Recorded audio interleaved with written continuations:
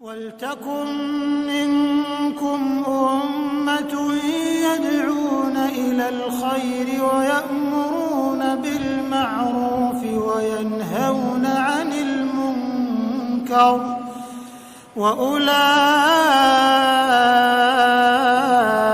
هُمُ الْمُفْلِحُونَ.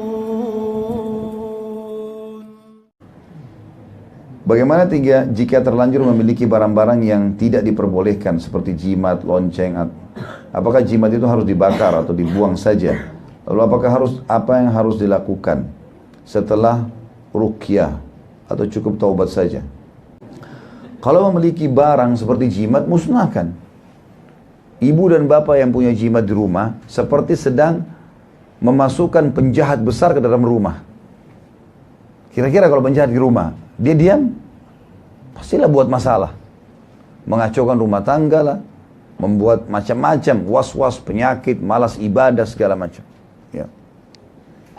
Maka caranya musnahkan. Kalau cairan, cairkan di air.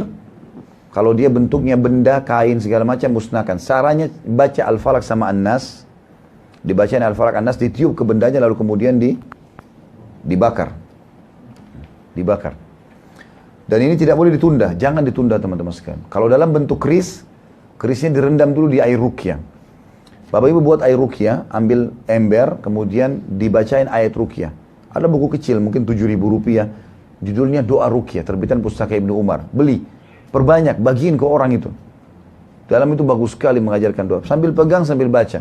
Lalu kita meludah ke air itu. Setelah baca, meludah ke air itu.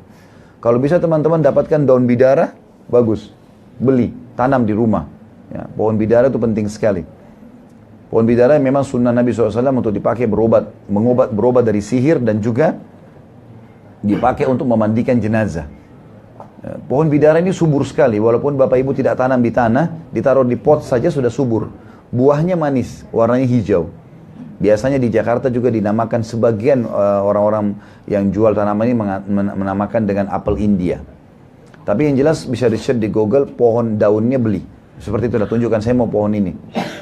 Kalau saya pernah dapatkan, mungkin kalau yang masih kecil bisa 75.000 atau 100.000 harganya. Kalau udah agak besar mungkin lebih mahal.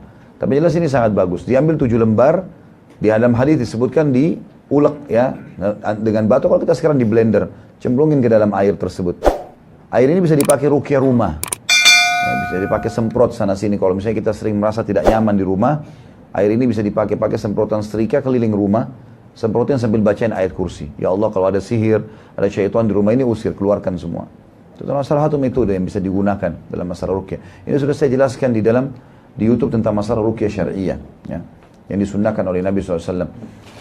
Kemudian juga kalau ada keris tadi, buhul keris, maka keris itu direndam dulu di air ruqyah tadi. Direndam di air ruqyah, biarkan 2-3 hari di situ, terendam di air ruqyah. Kemudian setelah itu baru dikeluarkan, dan ini usahakan dirusak, jangan dibiarkan. Mau mahal harganya pun nggak ada masalah, nggak ada urusan. Tapi harus dibawa ke tukang las, dipotong-potong, serpihannya dilempar ke berbeda tempat supaya tidak bisa dipakai lagi oleh orang. Gitu. Jangan bilang saya kasih orang lain, nggak boleh.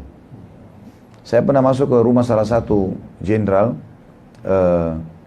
masya Allah orangnya sangat mampu. Awal saya masuk pengajian, begitu buka pintu ada singa, ada harimau. Harimau asli tapi sudah dikeringkan gitu. Hewan ini. Kan itu hewan, nggak boleh. Hewan itu harus dikubur. Dia sudah bisa jadi patung, hukum patung itu. Hukumnya hukum patung. Kalau hewan yang dikeringkan, hukumnya hukum patung. Ini bisa menjadi bahaya nih. Sama hukum patung, syaitan bisa bertengkar segala macam, malaikat nggak masuk. Begitu saya masuk, pengajian pertama saya jelasin, yang kedua jelasin. Mungkin 7 kali pengajian masih belum dipindahin. Setiap saya masuk masih ada pada saat itu. Alhamdulillah, sampai sekarang mungkin sudah 7 tahun atau 8 tahun saya ngisi pengajian di rumah beliau. Nggak ada, ternyata saya baru tahu harimaunya ada 3 malah. Jadi pintu masuk di belakang juga ditaruh 2. Setelah iman masuk dalam hati, alhamdulillah mereka mau ubah. Ini salah satu tradisi dakwah yang baik ya. Maksudnya cara dakwah yang baik, bukan spontan kita suruh orang menghancurkan. Tapi kalau iman masuk dalam hatinya, dia akan merubah sendiri. Dia bilang, Ustaz, untuk saya ikutin, saya pakai air ruqyah, disiram, itu kukunya tumbuh depan mata dia. Ini karena sudah dimantra-mantrain sama orang-orang ini. Orang-orang tidak pintar ini. Dijual mahal ya. Lebih baik bangun rumah anak yatim ini. Bangun masjid. Sebarin Quran. Beli ini untuk apa ini? Mahal lagi harganya. Gitu kan?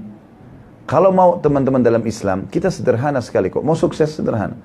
Tunjukkan keterampilan kita. Titik. Kata Nabi SAW, Allah mencintai seorang hamba yang menguasai bidangnya. Itu saja kok. Kita kerja jadi pegawai yang baik. Kita seorang pengusaha, buka usaha, kuasai bidangnya. Selesai. Profesional aja di situ. Aman kok.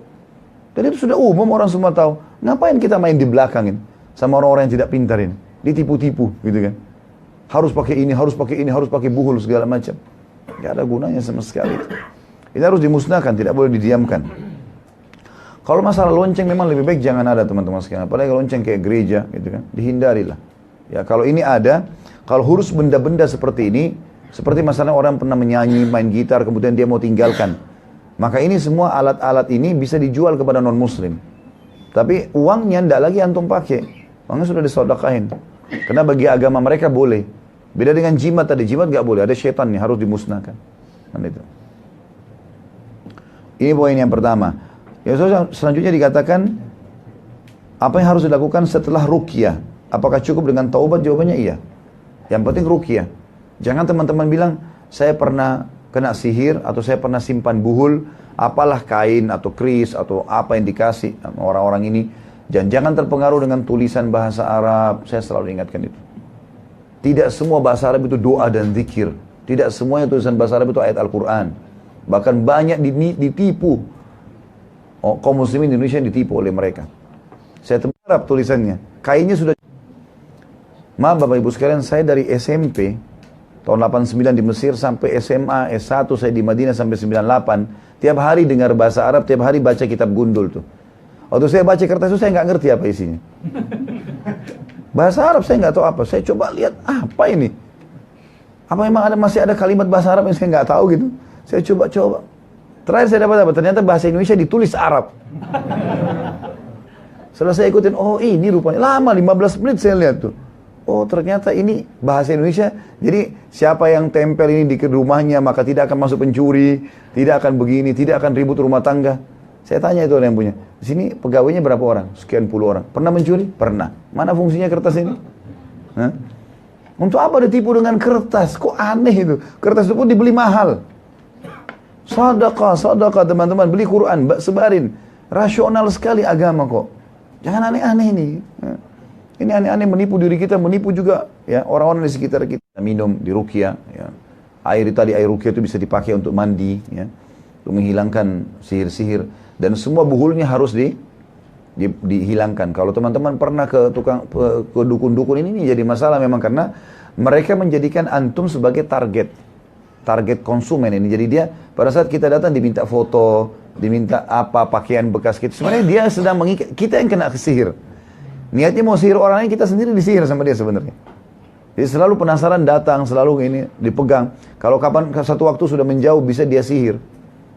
Maka harus kita pun dalam berdoa mengatakan, ya Allah, batalkan semua sihir dan aku bertobat kepadamu dari semua sihir yang pernah aku lakukan. Supaya memang terbatalkan akad-akad sama mereka, sama para penyihir ini.